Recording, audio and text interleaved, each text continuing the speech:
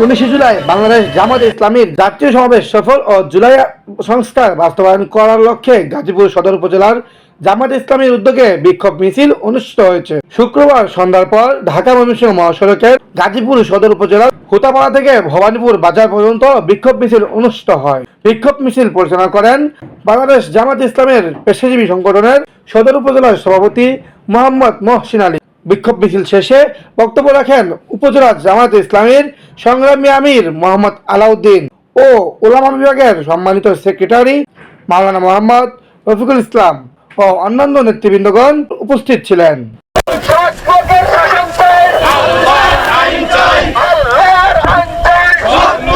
বাংলাদেশ একটি মাইল ফলক সমাবেশ। এই সমাবেশকে আমরা জানিয়ে দিতে চাই বাংলাদেশ জামাত ইসলামী আছে এবং থাকবে এবং আগামী দিনে ইসলামী সরকার গঠন করবে। বাংলাদেশে কোনো প্রকার চাঁদাবাজি চলবে না, টেন্ডারবাজি চলবে না, চোখ রাঙ্গানি চলবে না। আপনারা স্পষ্টভাবে জানিয়ে রাখুন, ইতিপূর্বে যারা জামাত ইসলামকে নিচ্ছন্নের পায়তারা করেছে বাংলাদেশের মাটি থেকে তারাই নিচ্ছিন্ন হয়েছে।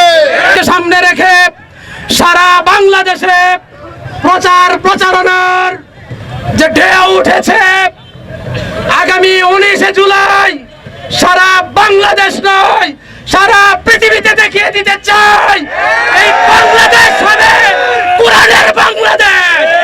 মিছিল সামনে 19 জুলাই মহাসমাবেশকে সামনে রেখে আজকের এই আমাদের সংক্ষিপ্ত জটিকা মিছিল।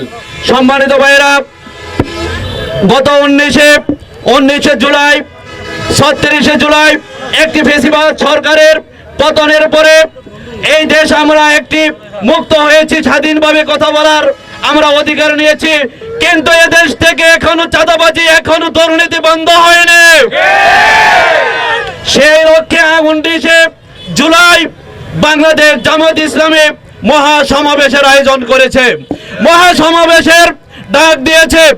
আমরা এই 19 জুলাই এমন একটি সমাবেশ করতে চাই, অতীতে বাংলাদেশে এত বড় সমাবেশ যেন আর কেউ না করে থাকে।